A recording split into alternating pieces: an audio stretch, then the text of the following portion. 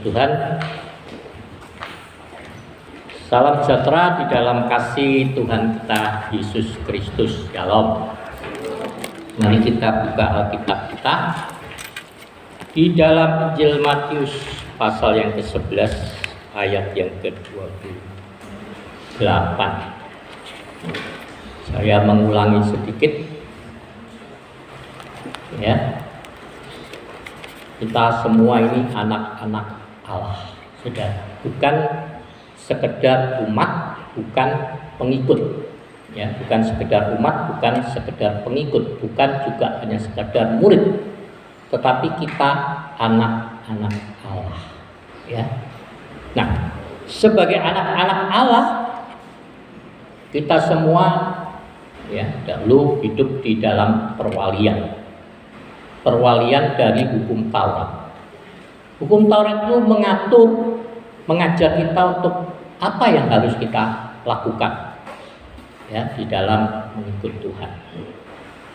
Tetapi selama kita mengikuti hukum Taurat, selama manusia mengikuti hukum Taurat, manusia belum bisa menjadi anak Allah. Ya.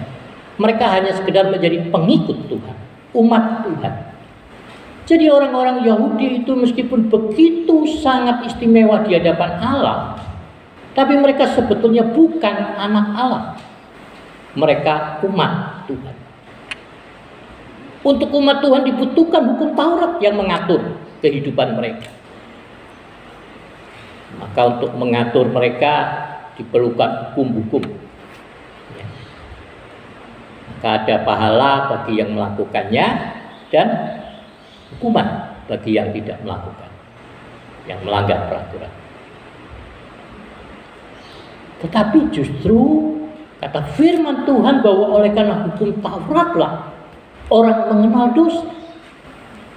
Justru oleh hukum Tauratlah orang di bawah kutuk dosa. Dipuji Tuhan, oleh karya kematian Yesus di atas kayu salib. Ya. Pada waktu Yesus mati di atas kayu salib, dikatakan oleh firman Tuhan, tabir bait suci itu terbelah. Hal-hal yang merupakan rahasia, yang tersembunyi, tempat yang merupakan tempat maha kudus, yang selama itu tidak bisa dilihat oleh siapapun, kecuali oleh imam besar yang ditunjuk, yang melakukan tugas keimamannya setahun sekali. Itu pun di dalam cengkraman ketakutan. Kenapa di dalam cengkraman ketakutan? Karena kalau salah ngomong, salah berbuat sesuatu di dalamnya pasti mati. Mati di tempat lagi. Nah, celakanya kalau mati, gak ada seorang imam pun, gak ada seorang lewi pun yang boleh masuk ke dalam ruangan itu. Jadi bagaimana kalau imam besar ini mati di dalam? Maka sebelum dia melangkahkan kaki di sana, kitab Imamat menceritakan kepada kita, kakinya itu diikat tali. Kakinya dikasih giring-giring, kasih lonceng-lonceng kecil. Bayangkan sudah. Ya. Jadi imam besarnya kan melangkah dengan ketakutan, dengan rasa takut, rasa hormat. Dia melangkahkan kaki pelan-pelan ya ke dalam ruang Maha Kudus. Ketika dia melakukan tugas keimamannya di situ, maka mereka sudah biasa mengukur waktu berapa lama di situ. Kalau sudah waktunya tiba, sudah lewat 1 jam, 2 jam nggak keluar-keluar, lalu ditariklah tali itu. Maka kalau orang yang ditarik kakinya, tentu dia akan menghentakkan kakinya kan. Maka berbunyilah giring-giring itu. Oh, orangnya masih hidup. Tapi kalau ditarik-tarik giring-giringnya nggak bunyi, wah alamat mati nih. Maka mereka terpaksa harus menyeret imam besar itu keluar dengan menarik tali. Kita bisa bayangkan itu betapa ya berbahayanya sebenarnya dalam tanda kutip ya tugas imam besar ini. Iya. Coba pikirkan itu kalau pendeta-pendeta zaman sekarang gitu. Dengan sikap yang tidak hormat melayani di mimbar Tuhan. sudah berapa banyak pendeta yang mati, saya kira. Ya kan? Mungkin termasuk saya. Tapi bersyukur kita hidup di dalam era perjanjian yang baru. Nah, saat Yesus mati di kayu salib, bait tabir bait suci itu terbelah. Artinya apa? Tidak ada lagi jarak, tidak ada lagi sekat yang menghalangi kita untuk bertemu dengan Bapa. Nah, waktu Yesus mati di kayu salib, dengan jelas dia katakan pada murid-muridnya sebelum dia mati, adalah baik untuk aku pergi kepada Bapa. Menurut murid-murid lebih baik bersama Yesus, tapi adalah baik kalau aku pergi kepada Bapa. Kenapa Yesus katakan bahwa kematiannya baik? Baik itu bukan untuk Yesus, tapi untuk kita. Baik itu untuk umat Tuhan.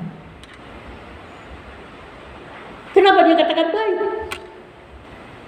Sebab karena kematian Yesus, waktu darah anak domba Allah ini tertumpah di atas kayu salib, itu bukan sekadar tabir bait suci yang terbelah, tapi itu satu jalan untuk menguduskan umat Tuhan, satu jalan untuk menyucikan kita. Dosa-dosa kita dari sejak kita dilahirkan sampai hari ini, bahkan sebenarnya sampai kita mati, itu sudah dibayar lunas oleh Yesus. Dosa-dosa kita, kehidupan kita yang berkelimang dosa ini sudah disucikan oleh darah Yesus. Darah itu melayakkan kita. Darah Yesus itu membenarkan kita, sehingga kita dapati murni di hadapan Tuhan. Firman Tuhan katakan, kuduslah kamu karena aku kudus. Dan tidak ada seorang pun yang bisa melihat Bapa tanpa kekudusan. Saya mau tanya, siapa di antara kita yang benar-benar bisa mengatakan bahwa diri kita kudus? Enggak. Nah, firman Tuhan dikatakan di dalam Roma, semua manusia telah mengenal dosa, telah berbuat dosa, dan semua orang telah kehilangan kemuliaan. Jadi tidak ada seorang pun dari kita, siapapun, hamba Tuhan manapun, yang dapat mengatakan bahwa dirinya layak dan kudus di hadapan. Tapi oleh karena darah Yesus, darah anak domba Allah yang tertumpah di atas kayu salib itu, kita semua yang layak tidak layak ini dilayakkan. Kita semua yang tidak kudus ini dikuduskan. Kita semua yang tidak benar dibenarkan. Kita semua yang tidak suci disucikan, sehingga kita layak untuk berdiri di hadapan. Dan Roh Kudus dicurahkan.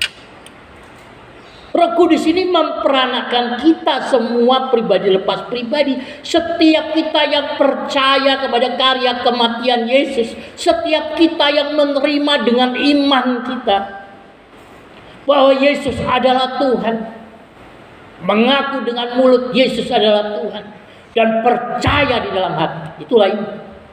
Bukan sekedar pengakuan dengan mulut. Karena hari-hari ini banyak orang ngaku pengikut Yesus dengan mulutnya. Kalau ngomong haleluya gampang, ya. Ada teman saya, Pak Ustadz itu, kalau ketemu saya dia selalu ngomong haleluya. Haleluya, puji syukur Pak Pendeta, alhamdulillah. Nah, terakhir alhamdulillah. Nah, saya senang dengan teman saya itu. Ya, dia sering bermain ke rumah. Oh haleluya, puji Tuhan, alhamdulillah. Ya. Ini lumayan orang temen ini ngomong ya. Tapi ada begitu banyak anak-anak Tuhan buat secara kurang ajar berbicara tentang itu. Malah sekarang ini menyebut kata Yehova Yahweh dengan sia-sia. Orang Yahudi aja nggak berani nyebut kata itu. Nggak salah untuk kita menyebut nama itu, tidak salah. Tetapi menyebut itu dalam kosakata sehari-hari dengan ada yang kurang ajar itu sebetulnya masalah. Ya. Ya. Tapi orang berseru Tuhan, Tuhan cuma di mulut, tapi nggak benar berpercaya dengan hati. Dari mana kita tahu orang nggak betul-betul percaya dengan hatinya? Meskipun mereka mengatakan pengikut Yesus, hamba Tuhan. Ya dari perbuatannya. Karena perbuatan kita mencerminkan apa yang ada di dalam hati kita, mencerminkan kepercayaan kita. Kalau engkau percaya kepada Yesus sebagai Tuhan dan Juru Selamatmu, kalau engkau percaya dirimu anak-anak Allah, maka apa yang kau kerjakan, apa yang kau lakukan, pasti mencerminkan kehormatan, kekudusan anak-anak itu. Ya, pasti. Nah, tapi kalau kelakuannya beda, kelakuan sahabat dunia yang terus mengagungkan ego, hawa nafsu kedagingan. Setiap kita punya kelemahan, tapi jangan mengagungkan kelemahan. Ya, jangan mengagungkan dosa. Ya. Jadi pasti tercermin di dalam perbuatan. Makanya selalu saya katakan atau di dalam doa saya, kita berbuah di dalam pemikiran, berbuah di dalam perkataan, berbuah di dalam perilaku kehidupan. Ini anak-anak Tuhan pastilah pembawa-pembawa damai. Jadi lihat, perhatikan, sekarang orang jarang bersosialisasi dengan sesamanya, ngomong-ngomong itu sudah jarang. Tapi ngetik di medsos, di Facebook, di Twitter, Instagram, kita lebih banyak bersosialisasi di sana. Apalagi dengan tidak bolehnya sekolah, kuliah, nggak pernah ketemu teman-temannya. Tapi pasti ketemu di Facebook, ketemu di media sosial kan. Nah, jadi perhatikan apa yang kita ketik di sana. Kan itu mencerminkan siapa diri kita sesungguhnya. Jangan ngaku anak Tuhan, tapi ketikan-ketikannya di situ, postingan di situ tidak mencerminkan dirinya sebagai anak Tuhan. Tapi juga jangan terbalik, postingannya bagus, tapi perbuatannya, kelakuannya di rumah jadi berkat enggak, jadi saksi enggak. Nah, ini harus ada keseimbangan, sudah. Ya. Jadi kita anak-anak Allah, oleh karena karya kematian Yesus dan oleh karena penerimaan kita dengan Yesus sebagai Tuhan dan Juru Selamat dalam hidup kita. Ya, kita menjadi anak-anak Allah. Jadi jangan ngomong anak Tuhan, anak-anak. Oke, kalau tidak bisa menjadi saksi. Saksi adalah orang yang mengalami sendiri peristiwa. Itu adalah saksi yang benar. Baik, mari kita baca di dalam Matius 11 ayat 28 dan ayat 29, kita baca bersama-sama. Ya. Oke, 1, 2, 3. Marilah kepadaku semua yang letih lesu dan berbeban berat, aku akan memberi kelegaan kepadamu. Pikulah kuk yang kupasang dan belajarlah padaku, karena aku lemah lembut dan rendah hati, dan jiwamu akan mendapat ketenangan. Ayat 30. Sebab kuk yang kupasang itu enak dan bebanku pun ringan. Marilah kepadaku. Itu sebuah undangan, itu sebuah seruan. Berapa banyak kita mengiring Tuhan, tapi merasakan beban. Mengikut Tuhan bukan sebuah sukacita, tapi beban. Hidup dengan banyak persoalan di dalam kehidupan, enggan melepaskan apa yang Tuhan mau kita lepaskan.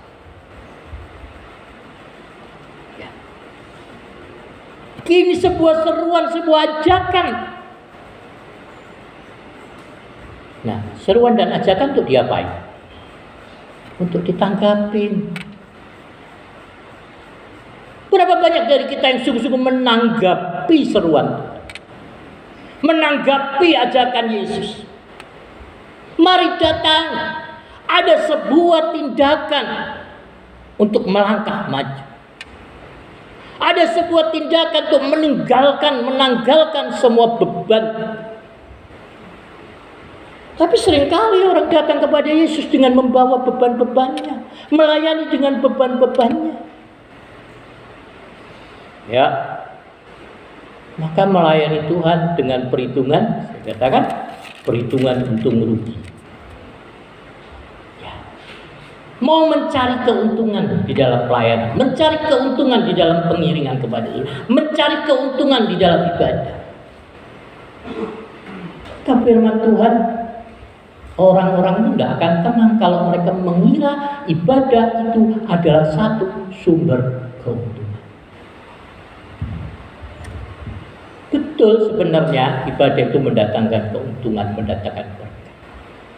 Tapi kalau kita melayani Tuhan dengan harapan untuk mendapatkan keuntungan, kita keliru. Karena yang kita akan dapati beban. Maka melayani Tuhan itu berat. Mengiring Tuhan itu sengsara. Loh, kan bukankah Yesus sendiri bilang, ikut aku, sangkal diri, dosa. Benar. Siapa menderita bersama aku, ia akan dipermuliakan dengan bersama-sama juga dengan aku. Benar. Yesus katakan itu ada penderitaan di balik salib itu. Tetapi saat kita melakukannya dengan kerelaan, saat kita melakukannya dengan pengharapan yang tertuju kepada Yesus, saat kita meneladani jejak langkah Yesus, maka percayalah, itu bukan sebuah beban berat. Itu bukan sebuah penderitaan. Kita melihat di dalam kitab Ibrani tentang saksi-saksi iman. Mereka mengalami penganiayaan yang begitu hebat. Terasingkan, melarikan diri ke gua-gua, ke gunung-gunung. Dikatakan dunia tidak layak bagi mereka. Keluarga mereka mengkhianati mereka. Tapi apakah mereka bersungut-sungut? Enggak. Mereka bersukacita. Di dalam penderitaan itu mereka bersukacita. Yesus katakan kepada kita, aku memberikan damai sejahtera bagi. Bukan damai sejahtera yang berasal dari dunia. Damai sejahtera yang tidak terpengaruh oleh situasi dan kondisi apapun yang menimpa kita. Maka di dalam kitab Wahyu dikatakan, di dalam masa-masa penganiayaan, minyak dan air anggur tidak dirusakkan. Firman Tuhan katakan bahwa Tuhan akan menggoncangkan semua hingga tinggal tetap apa yang tidak tergoncangkan. Apa yang tidak tergoncangkan? Iman kita, sukacita kita, pengharapan kita di dalam Yesus. Itu tidak akan tergoncangkan. Tapi itu bukan dimulai nanti waktu penganiayaan itu datang. Itu dimulai dari hari ini saat kita menyadari siapa diri kita di hadapan Tuhan. Saat kita mau melangkahkan kaki kita untuk memenuhi seruan Yesus, memenuhi undangan Yesus, memenuhi ajakan Yesus. Saat undangan datang, saat ajakan datang, mari buka hati. Undang Yesus. Terima Yesus itu di dalam hati kita. Terima Dia sebagai Tuhan dan Juru Selamat kita. Percayai karya kematian Yesus atas diri. Ya. Mari datang kepadaku semua yang letih lesu dan beban berat. Beban-beban itu kita taruh di bawah kaki Yesus. Jangan bawa sendiri. Jangan pikirkan sendiri. Jangan gumuli sendiri, pusing.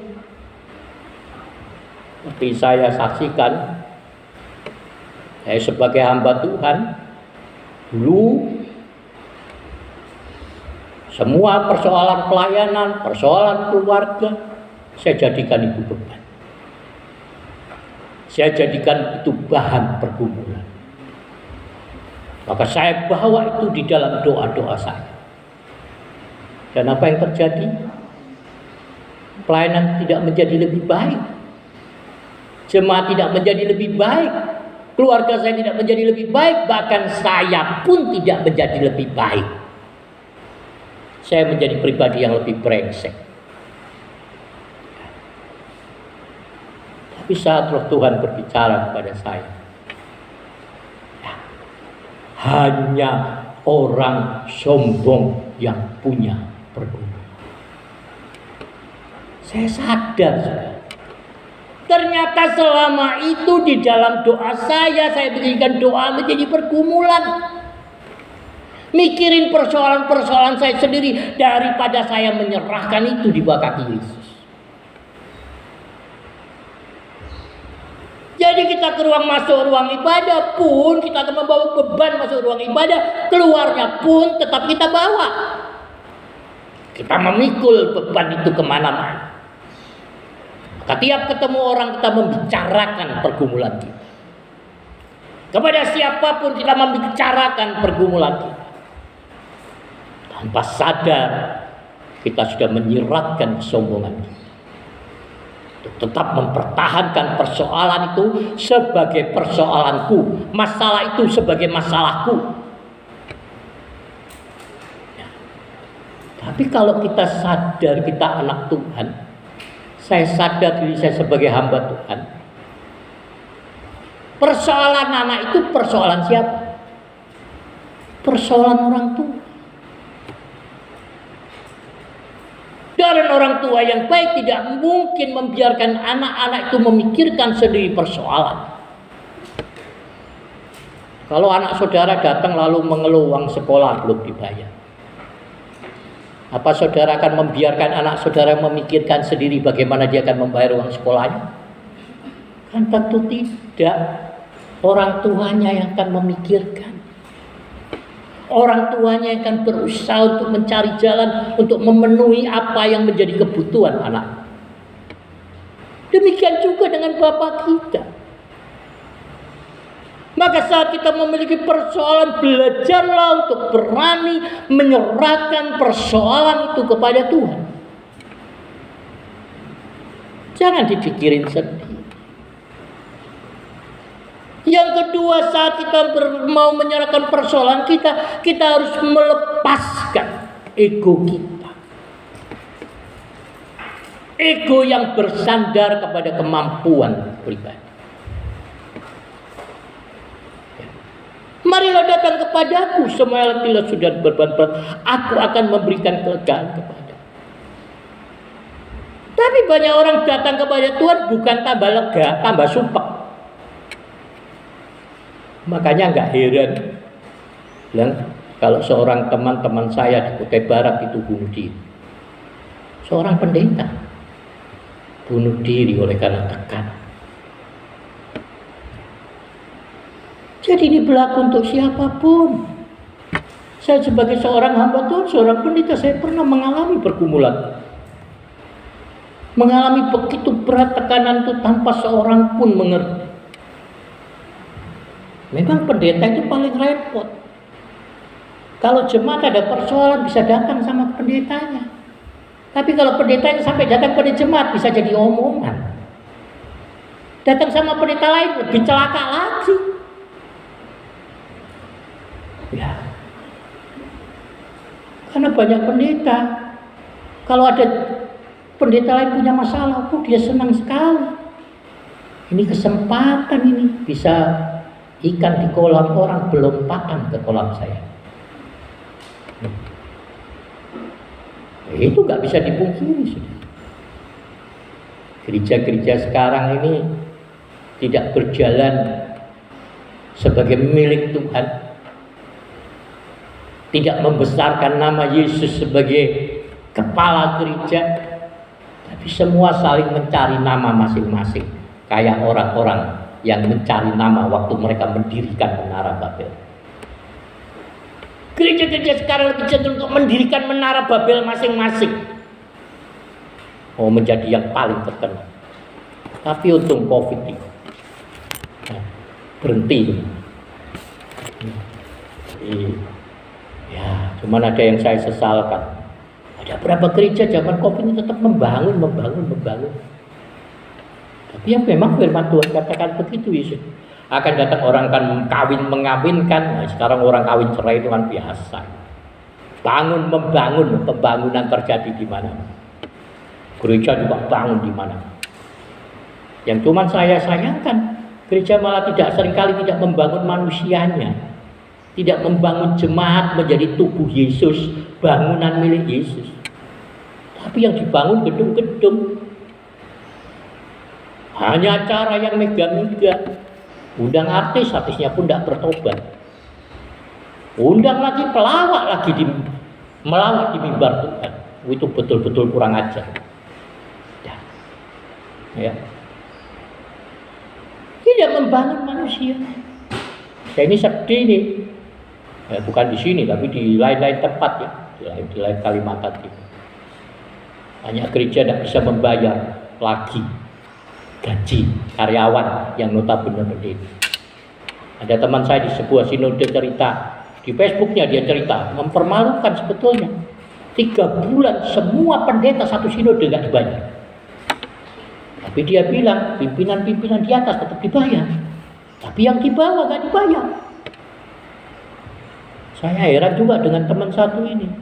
Dia terus menjelekkan sinodenya, tapi kok tidak mau keluar saja gitu. Dia pada terus-menerus menjelekkan di situ tanpa solusi. Dan mereka sempat menuntut sinode ini ke pengadilan, pendeta-pendeta, tapi ya tidak mau keluar. Aneh juga gitu saya pikir.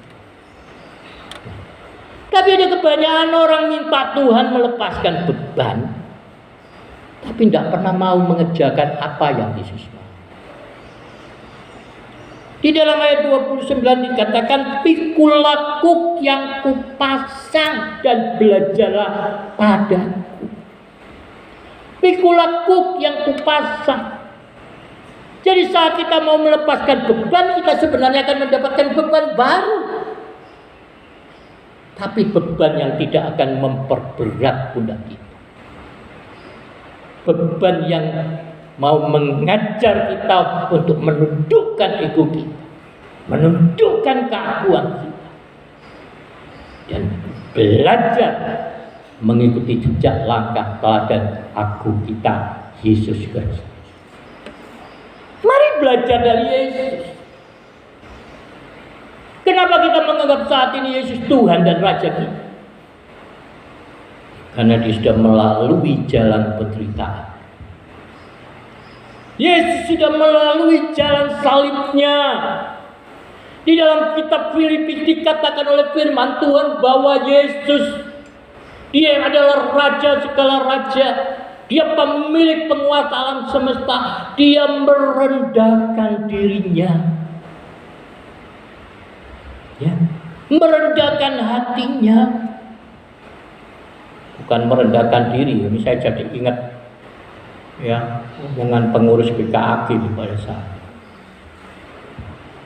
Gara-gara tahun ini saya tidak mau mengajukan proposal untuk tunjangan pendeta.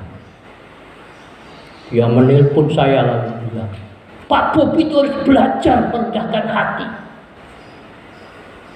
Kenapa sih susahnya ajukan proposal? Saya bilang kurang ajar. Emang siapa kamu ngajarin saya? Saya ini hamba Tuhan. Tuhan bilang rumahnya lantainya dari emas, dinding dari belian mutiara. Kamu kurang ajar, suruh saya minta-minta sama Pemkot. Saya tidak akan melakukan.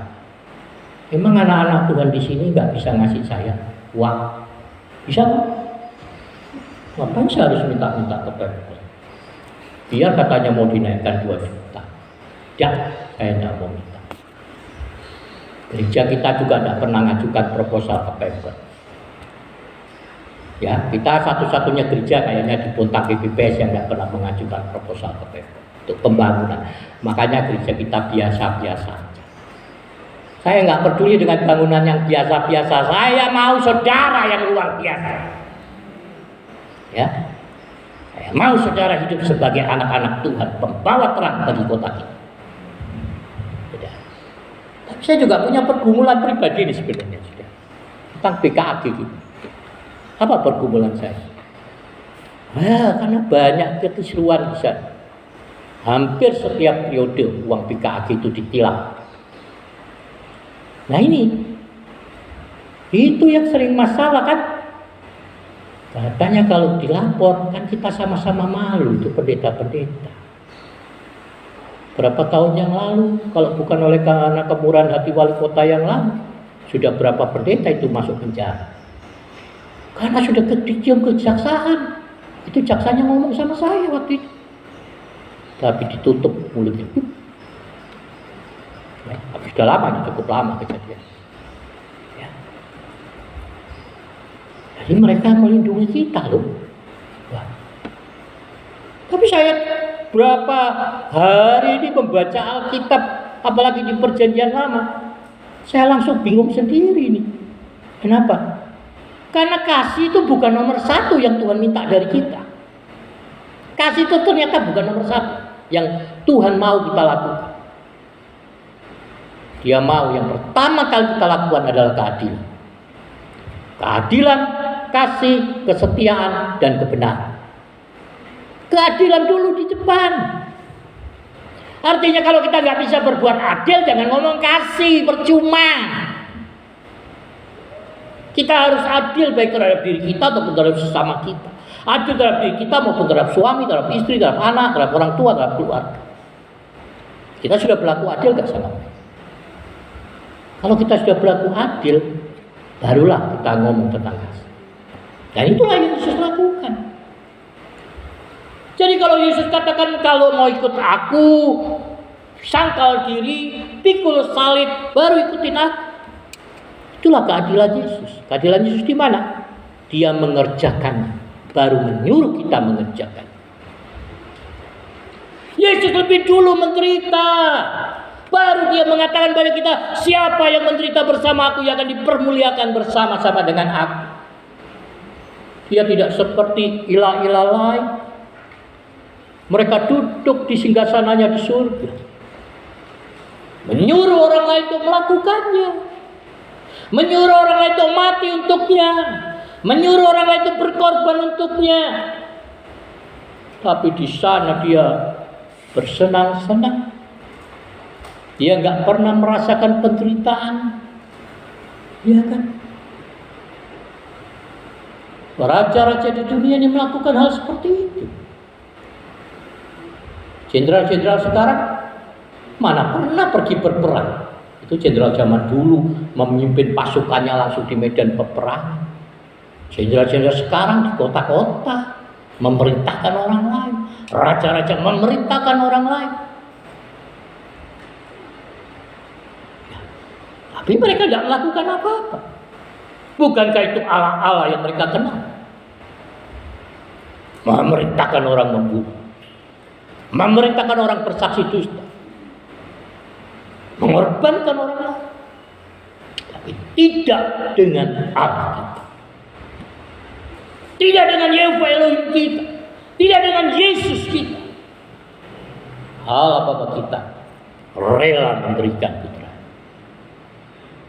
Rela menjadikan dirinya menjadi manusia sama seperti kita.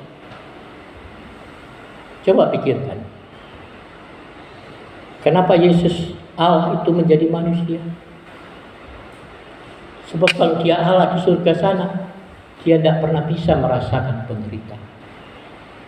Saya kira mungkin itu yang dikatakan iblis kepada Bapa. Ya kau enak-enak aja ungkang-ungkang kaki di surga. Coba kau lihat penderitaan manusia. Kalau kau jadi manusia bisa enggak kau melakukan? Tapi Allah kita membuktikan.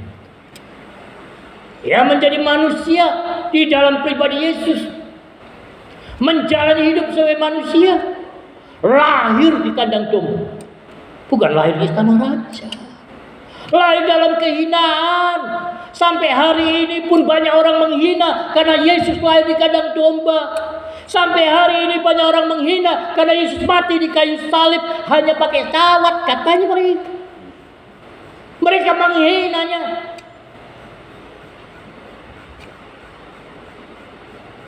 Tapi dengan jalan dia memahami penderitaan, dia memahami kesulitanmu, dia memahami persoalanmu, dia memahami pergumulanmu.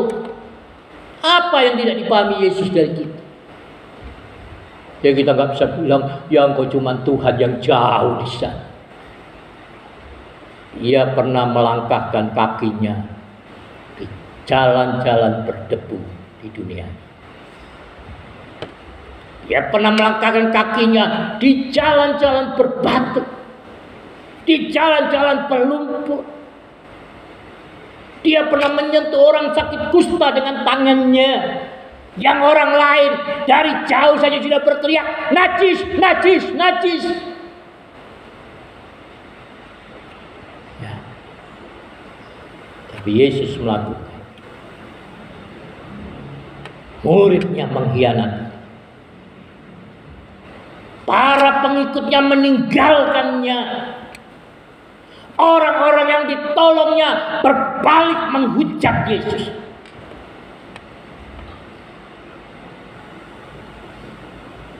Pikulah kuk yang kupas dan belajarlah kepada. Jangan mengeluh, jangan ngomel duluan. Jangan belajar dari pendeta, tapi belajarlah dari Yesus sendiri. Belajarlah dari Yesus sendiri.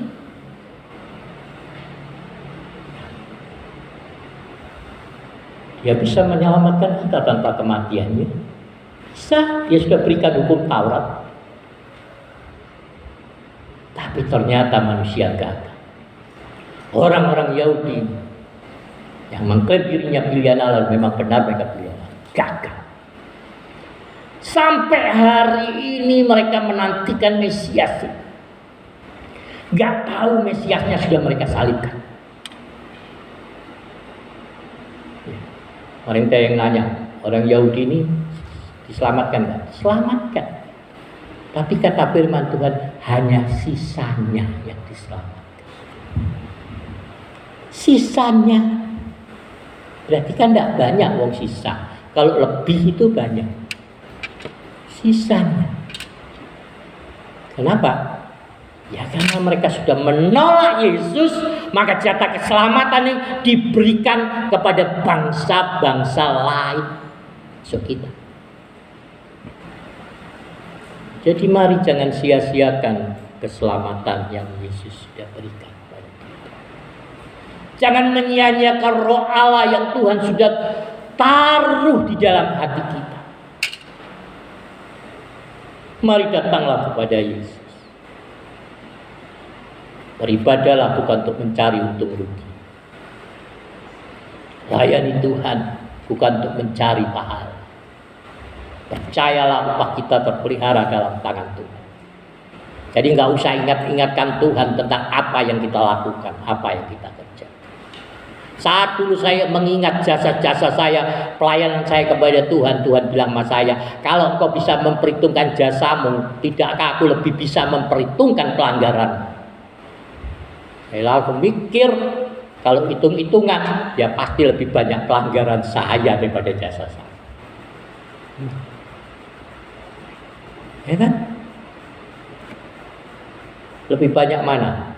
Dosa saudara kepada Tuhan atau kesalahan orang kepada saudara? Lebih banyak mana? Lebih banyak mana dosamu kepada Tuhan atau kesalahan orang kepadamu? Ya? Lebih banyak dosa kita kan? Tapi kenapa kita terus memperhitungkan kesalahan orang? Daripada kita mengikuti jejak Yesus dan mengampuni orang-orang yang bersalah kepada kita. Mari ampuni kesalahan orang kepada kita. Itu kecil, terlalu sedikit, tidak dapat dibandingkan dengan dosa kesalahan kita di hadapan Tuhan. Jangan menyiksa batin saudara sendiri dengan terus menyimpan kesalahan-kesalahan orang lain. Jangan menyiksa tubuh saudara oleh karena sudah menyimpan kesalahan-kesalahan orang lain. Kemarin seorang teman di Kubar kasih tahu saya tantenya meninggal. Umurnya 67 tahun. Kena COVID kah? Enggak, Pak Bobi. Kena ini kanker rahim. Dah kok udah tua baru kena kanker rahim. Ya, terus saya bilang itu sepertinya dia menyimpan kekecewaan, menyimpan kesalahan orang. Dia langsung jawab, kok tahu? Memang dia sakit hati sama suaminya, tidak mau mengampuni. Nah, itu ya, daya terganggu biar. Ya, jangan simpan kepahitan hati, jangan simpan terus kesalahan orang. Belajar untuk meletakkan itu di bawah kaki Yesus. Ya. Orang-orang yang berurusan dengan saudara, mereka berurusan dengan Bapa sendiri. Jadi jangan kita yang sibuk ngurusin mereka, rugi, merugikan diri sendiri. Yuk, coba anakmu yang kecil datang kelahi sama anak tetangga. Masa kau bilang sama anakmu, nak, ini loh bapak udah saparang, ambil, bawa sana, beresin. Kamu anak bapak, itu pasti anak setan. Karena bapakmu itu pembunuh. Nah, kalau kau pun pembunuh juga, itu kan banyak orang begitu. Karena bapaknya memang pembunuh. Tapi bapak kita berbeda. Bapak kita akan katakan, nah, nggak usah repot. Kamu itu masih anak-anak, penting belajar, main-main ya. Nanti bapak yang beres. Biarkan bapak membereskan dengan caranya. Jangan ngatur, jangan ngajarin bapak caranya gimana. Bapakmu punya cara untuk membereskan. Tidak perlu kita yang harus turun tangan. Saat saya ditipu orang, ditipu teman sendiri lah.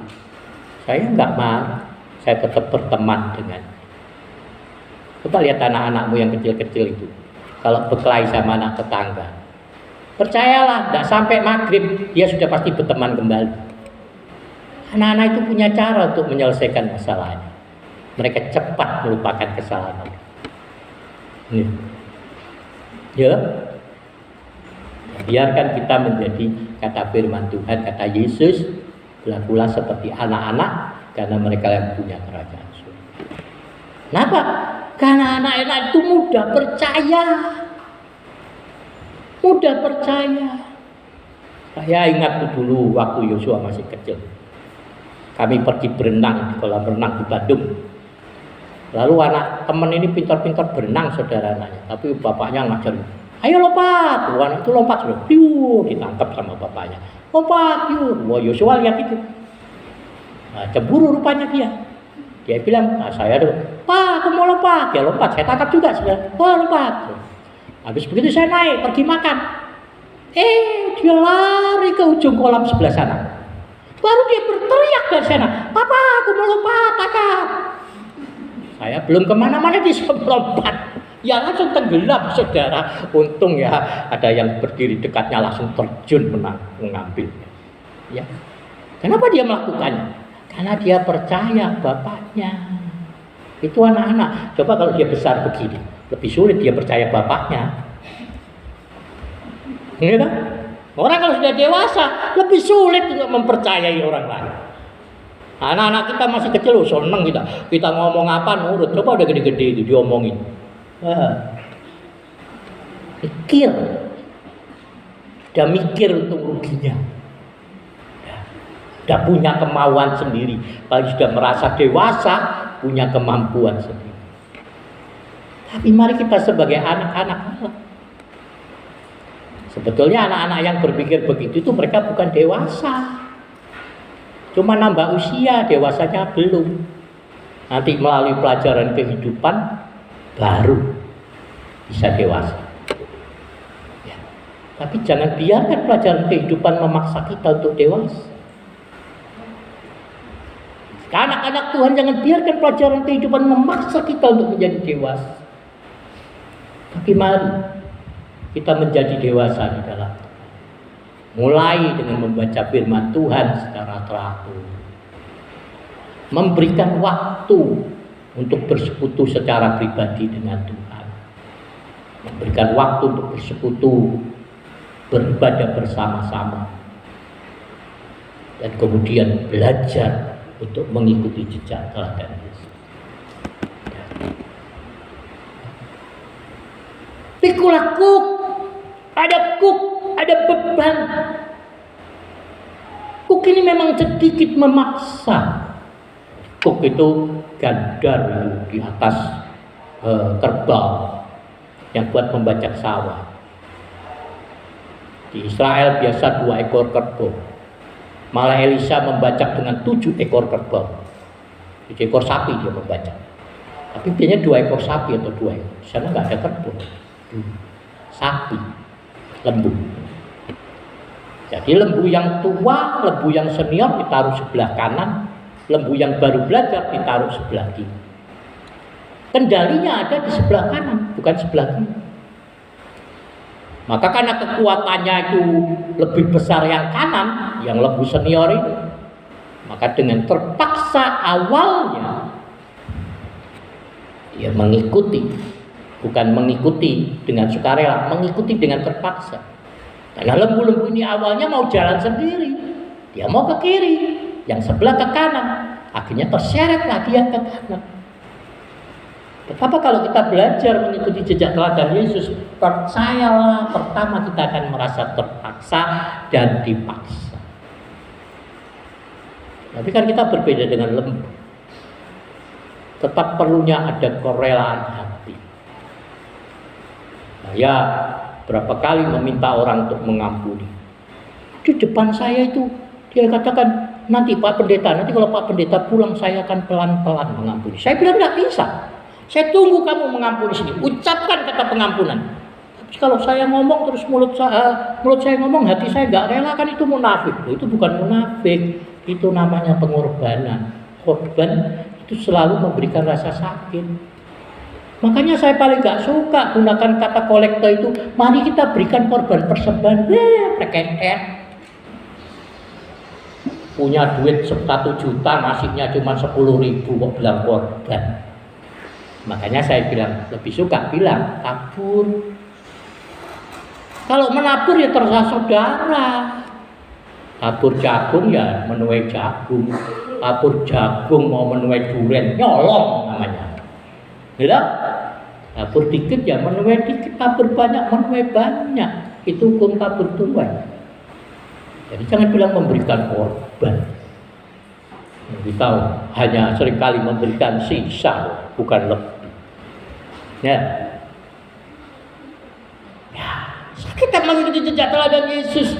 Banyak orang, saya sendiri dulu waktu Tuhan menyuruh saya mengampuni, itu pergumulan besar. Waktu saya hanya mengucapkan, bukan datang sama orang itu. Saya mengucapkan kata-kata pertama saya, Tuhan dalam nama Yesus aku mengampuni si Ayu. Saudara, saya marah sekali mengucapkan. Hati saya dipenuhi kemarahan dan ketidakrelaan. Saya tidak mau mengampuninya. Dia sudah melakukan hal buruk kepada saya.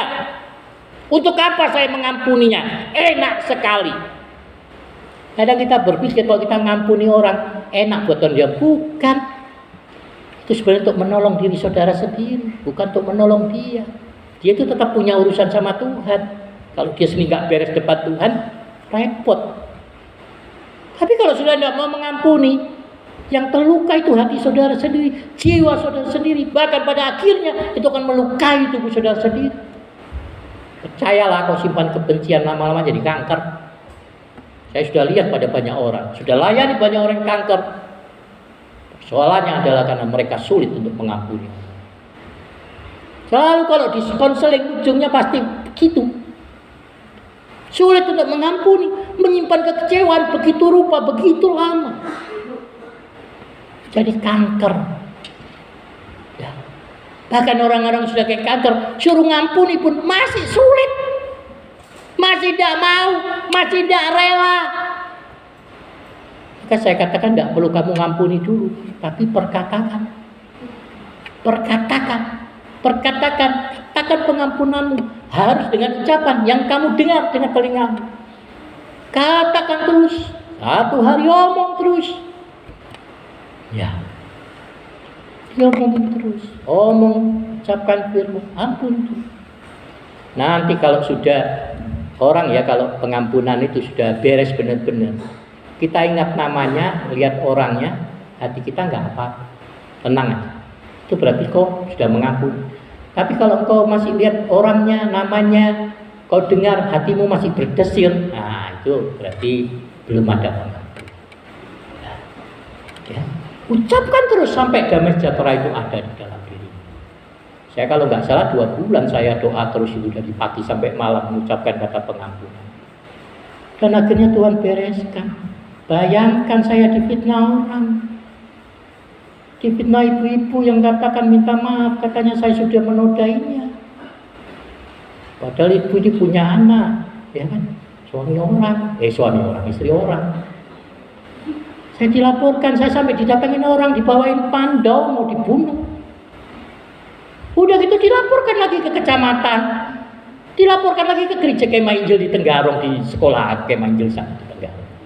Bayangin saya jadi omongan sekampung kayak orang sakit kusta. Saya pergi ke warung tuh rame. Begitu saya masuk, semua bubar, saat pemilik warungnya hilang. Nah, itu saya alami hampir 1 tahun sudah. Pantas nggak kalau saya pergi saja dari situ? Pimpinan saya katakan sudah, tinggalkan. Tidak ada panggilanmu di situ loh. Kok mereka yang menilai panggilan saya? Tapi saya tidak keluar dari situ karena Tuhan berkata kepada saya, diam, aku akan berperang ganti kamu. Ya. Diam, aku akan berperang ganti kamu.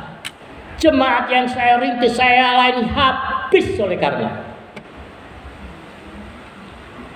Jadi kalau orang bilang sudah ada panggilannya, sudah pulang aja. Saya nggak mau pulang. Hari-hari itu saya berdoa, terus memberikan pengampunan. Dan benar, setelah itu Tuhan bekerja dengan dahsyat. Saya dipanggil kepala desa, orang Kutai kepala desa. Dia berkata dengan tegas di depan saya, Pak Mobi. Mereka bukan panggil Bobi, mereka panggil Mobi, saya bisa. Bukan Mobi ya, Mobi. Pak Mobi, nggak usah ke camat. Nanti saya yang bereskan. Saya tahu Bapak ini orang benar. Akhirnya Tuhan yang bertindak. Jadi tidak perlu kita sendiri yang bertindak. Hasilnya itu tidak akan sebanding. Saat kita datang kepada Yesus, menyerahkan beban itu dan mengambil kuk yang Tuhan pasang, memaksakan hati kita, memaksakan diri kita, memaksa saudara. Percayalah, disitulah namanya pergumulan. Jadi ingat sekali lagi, pergumulan itu bukan masalah. Pergumulan itu bukan bicara soal kekhawatiran hidup. Pergumulan itu bicara masalah karakter. Itulah pergumulan. Saat kau harus mengampuni, tapi hati gak rela. Itulah pergumulan. Tapi kalau masalah utang, masalah keluarga, masalah apapun, kata firman Tuhan, mari serahkanlah segala kekhawatiranmu kepada Tuhan. Sebab Tuhan yang memelihara. Itu kekhawatiran, masalah hidup, itu masalah bapakmu, serahkanlah sama Dia. Jadi mari pikul kuk yang kubasah.